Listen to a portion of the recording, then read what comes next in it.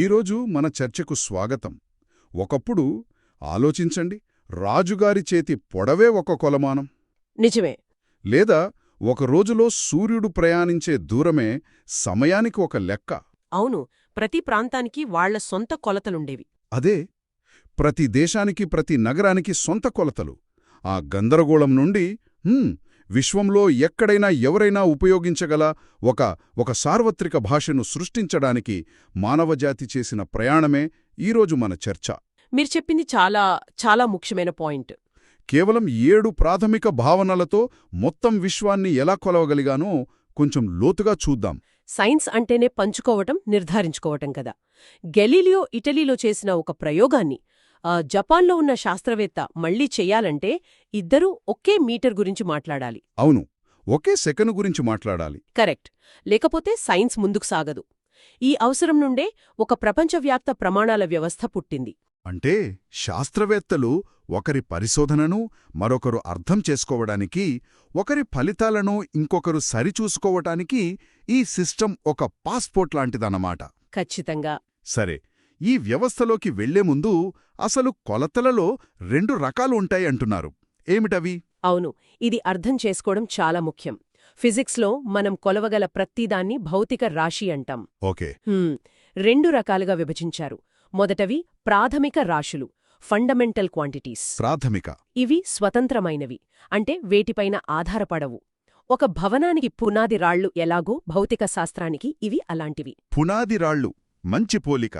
అంటే మిగతావన్నీ వీటిపైనే కడతామన్నమాట. మరి రెండవ రకం? రెండవవి ఉత్పన్న రాశులు, డెరైవ్డ్ క్వాంటిటీస్. పేరులోనే ఉంది కదా, ఇవి ఆ పునాదిరాళ్ల కలయికతో ఏర్పడతాయి. ఓ, ఉదాహరణకు వేగం, స్పీడ్ గురించి ఆలోచిద్దాం. వేగాన్ని మనం ఎలా కొలుస్తాం? ప్రయాణించిన దూరాన్ని పట్టిన కాలంతో భాగిస్తాం. కరెక్ట్. ఇక్కడ దూరం అంటే పొడవు మరియు కాలం, ఈ 2 ప్రాథమిక రాశులు. వాటి నుండి వేగం అనే కొత్త రాశి ఉద్భవించింది. కాబట్టి వేగం ఒక ఉత్పన్న రాశి. అంటే టెక్నికల్గా చూస్తే వేగం అనేది పొడవు, కాలం కంటే తక్కువ ప్రాథమికమైనది అన్నమాట. ఇది వినడానికి కొంచెం విత్తగా ఉంది, ఎందుకంటే మనకు వేగం అనేది చాలా సహజమైన ఫీలింగ్. అవును, మన అనుభవంలో అలానే ఉంటుంది. సరే, మరి ఈ పునాది రాళ్ళు అని చెప్పే ప్రాథమిక రాశులు ఎన్నున్నాయి? ప్రపంచమంతా అంగీకరించినవి ఏవి? ప్రపంచమంతా అంగీకరించిన ఆ వ్యవస్థనే అంతర్జాతీయ ప్రమాణాల వ్యవస్థ లేదా ఎస్ఐ సిస్టమ్ అంటారు. ఎస్ఐ ఫ్రెంచ్ పదం కదా, సిస్టమ్ ఇంటర్నేషనల్. అవును, ఇందులో 7 ప్రాథమిక రాశులు ఉన్నాయి. అయితే అన్నింటికంటే ముఖ్యమైనవి 3. అవేంటి? పొడవుకు మీటర్, ద్రవ్యరాశికి కిలోగ్రాం, కాలానికి సెకను. భౌతిక ప్రపంచంలో దాదాపు ప్రతిదాన్ని ఈ 3 కాంబినేషన్లో చెప్పొచ్చు. కేవలం 3? మరి మిగతా 4? మిగతా 4 కూడా చాలా ముఖ్యమైనవే, కాని అవి కొన్ని నిర్దిష్ట రంగాలకు సంబంధించినవి. ఎలక్ట్రిక్ కరెంటుకి యాంపియర్, టెంపరేచర్కి కెల్విన్, పదార్థ పరిమాణానికి మోల్. ఇది కెమిస్ట్రీలో చాలా ముఖ్యం. అవును, మోల్ కాన్సెప్ట్. మరియు కాంతి తీవ్రతకు క్యాండెలా.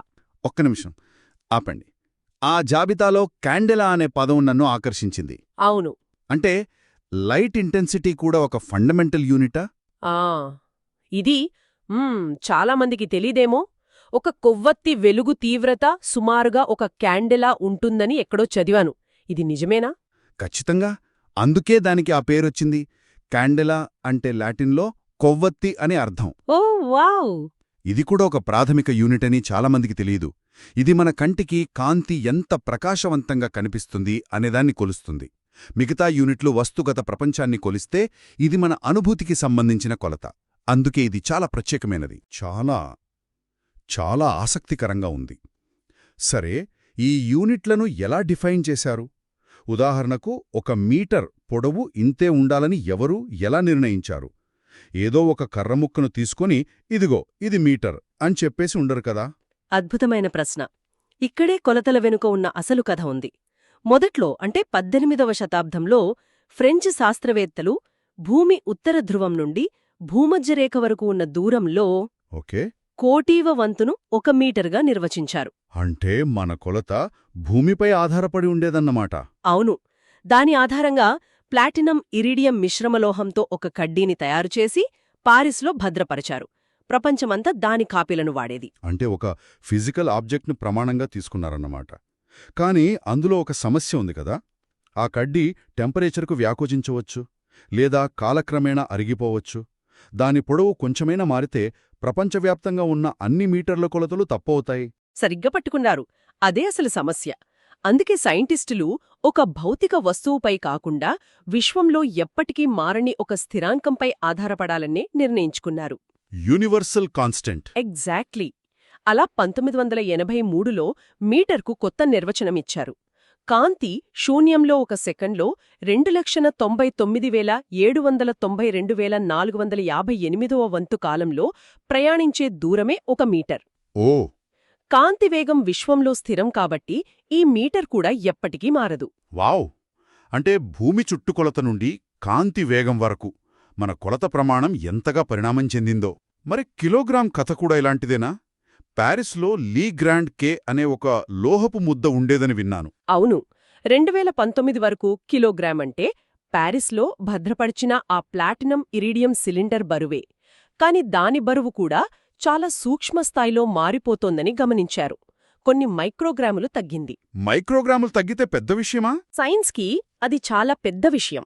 అందుకే మీటర్లాగే కిలోగ్రాంను కూడా ఒక సార్వత్రిక స్థిరాంకంతో ముడిపెట్టారు. అదే ప్లాంక్ స్థిరాంకం. దాని విలువ ఆధారంగా కిలోగ్రాంను కొత్తగా నిర్వచించారు. ఇది క్వాంటం ఫిజిక్స్ ఆధారిత నిర్వచనం. అద్భుతం. మనం కొలతల గురించి మాట్లాడుకుంటూ క్వాంటం ఫిజిక్స్ వరకు వచ్చాం. అవును. సరే, మన దగ్గర ఇప్పుడు ఈ 7 ప్రాథమిక అక్షరాలున్నాయి. కాని కేవలం అక్షరాలతో ప్రయోజనం లేదు కదా. వాటితో పదాలు, వాక్యాలు రాయాలి. ఫిజిక్స్లో ఆ పదాలే బలం, శక్తి లాంటివి. ఈ ప్రాథమిక అక్షరాలను కలిపి ఆ పెద్ద భావనలను ఎలా నిర్మిస్తారు? చక్కటి పోలిక. మనం బలం అంటే ఫోర్స్ అనే పదాన్ని తీసుకుందాం. దీని ఎస్ఐ యూనిట్ న్యూటన్. న్యూటన్. ఒక న్యూటన్ బలం అంటే ఎంత ఉంటుందో ఊహించుకోవడానికి ఒక చిన్న ఉదాహరణ. మీరొక చిన్న యాపిల్ పండును మీ చేతిలో పట్టుకున్నప్పుడు భూమి దానిపై ప్రయోగించే గురుత్వాకర్షణ బలం సుమారుగా 1 న్యూటన్ ఉంటుంది. చాలా చిన్నదిగా అనిపిస్తుంది కదా. అవును. కానీ శాస్త్రీయంగా దాని నిర్వచనం 1 కిలోగ్రాం ద్రవ్యరాశి ఉన్న వస్తువులో సెకనుకు 1 మీటర్ చొప్పున త్వరణాన్ని, యాక్సిలరేషన్ని కలిగించడానికి అవసరమైన బలం 1 న్యూటన్. ఓ, చూశారా? ఇందులో కిలోగ్రాం, మీటర్, సెకను 3 ప్రాథమిక యూనిట్లు కలిసిపోయాయి. సరిగ్గా అదే. ఇలా ప్రాథమిక యూనిట్లతో ఉత్పన్న యూనిట్లను నిర్మిస్తారు. అలాగే మనం రోజూ వాడే వాట్ కూడా బల్బుల మీద చూస్తుంటాం. అది కూడా ఇలాంటిదేనా? ఖచ్చితంగా. బలం న్యూటన్ నుండి పని లేదా శక్తి జౌల్ వస్తుంది. 1 న్యూటన్ బలంతో ఒక వస్తువును 1 మీటర్ జరిపితే మీరు చేసిన పని 1 జౌల్. ఓకే. ఇక సామర్థ్యం, పవర్ అంటే మీరు ఎంత వేగంగా పనిచేస్తున్నారు అనేది. సెకనుకు 1 జౌల్ చొప్పున పనిచేస్తే మీ సామర్థ్యం 1 వాట్. అందుకే 100 వాట్ బల్బు 10 వాట్ బల్బు కన్నా ఎక్కువ ప్రకాశవంతంగా వెలుగుతుంది. కరెక్ట్. ఎందుకంటే అది ఎక్కువ శక్తిని తక్కువ సమయంలో వాడుకుంటుంది. ఈ యూనిట్లు మన దైనందిన జీవితంలో ఎంతగా ముడిపడి ఉన్నాయంటే, మొన్న మా ఇంట్లో పవర్ బిల్ ఎక్కువ వచ్చిందని చూస్తే అక్కడ కిలో వాట్ అవర్ అనుంది. Kilowatt hour. అవును. అందులో కిలోగ్రాం, మీటర్, సెకెను ఈ 3 ప్రాథమిక యూనిట్లు దాగి ఉన్నాయి. మనం కట్టే కరెంటు బిల్లు వెనుక కూడా ఇంత ఫిజిక్స్ ఉంటుంది. నిజమే. పీడనానికి పాస్కల్, ఎలక్ట్రిక్ రెసిస్టెన్స్కి ఓం, ఇవన్నీ కూడా ఆ 7 పునాది రాళ్ల మీద కట్టిన గోడలే అన్నమాట. సరే, ఈ వ్యవస్థ ఆపిల్ పండ్లకు, కరెంటు బిల్లులకు బాగానే పనిచేస్తుంది. కానీ చాలా పెద్ద, చాలా చిన్న కొలతల సంగతేంటి? మంచి ప్రశ్న. ఉదాహరణకు నక్షత్రాల మధ్య దూరాన్ని మీటర్లలో కొలవడమంటే అంకెలు రాసుకోడానికే పేజీలు సరిపోవుగదా. నిజమే. అందుకే వేరువేరు స్కేల్స్ కోసం వేరువేరు యూనిట్లు వాడుకలో ఉన్నాయి. ఖగోళ దూరాలను కొలవడానికి కొన్ని ఆసక్తికరమైన యూనిట్లు ఉన్నాయి. సౌర వ్యవస్థలోని గ్రహాల మధ్య దూరాలను చెప్పడానికి ఆస్ట్రోనామికల్ యూనిట్ వాడతారు. ఏయు. అవును, ఏయు. ఇది భూమికి, సూర్యునికి మధ్య ఉన్న సగటు దూరం. అంటే సుమారు 150 మిలియన్ కిలోమీటర్లు. అంటే అంగారకుడు సూర్యుడి నుండి 1.5 ఏయు దూరంలో ఉన్నాడు అని చెబితే అది భూమి సూర్యుడి దూరానికి 1.5 రెట్లు అని సులభంగా అర్థమవుతుంది. సరిగ్గా అంతే. మరి నక్షత్రాలకు? నక్షత్రాలకు ఏయు కూడా చాలా చిన్న యూనిట్ అయిపోతుంది. అందుకే కాంతి సంవత్సరం, లైట్ ఇయర్ వాడతాం. ఇది చాలామంది టైం యూనిట్ అనుకుంటారు. అవును, కాని అది పొరపాటు. ఇది కాలానికి సంబంధించిన యూనిట్ కాదు, దూరానికి సంబంధించింది. కాంతి 1 సంవత్సరంలో శూన్యంలో ప్రయాణించే దూరం. ఇది సుమారుగా 9.5 ట్రిలియన్ కిలోమీటర్లుంటది కదా. అవును, మనకు అత్యంత దగ్గరగా ఉన్న నక్షత్రం ప్రాక్సిమా సెంటారి సుమారు 4.2 కాంతి సంవత్సరాల దూరంలో ఉంది. సముద్ర ప్రయాణంలో నాటికల్ మైల్ అని కూడా వాడతారు కదా. అవును, దాని ప్రత్యేకతేంటి? నాటికల్ మైల్ అంటే 1852 మీటర్స్. ఇది నావిగేషన్ కోసం పుట్టిన యూనిట్. ఇది భూమి యొక్క అక్షాంశ రేఖల ఆధారంగా నిర్వచించబడింది.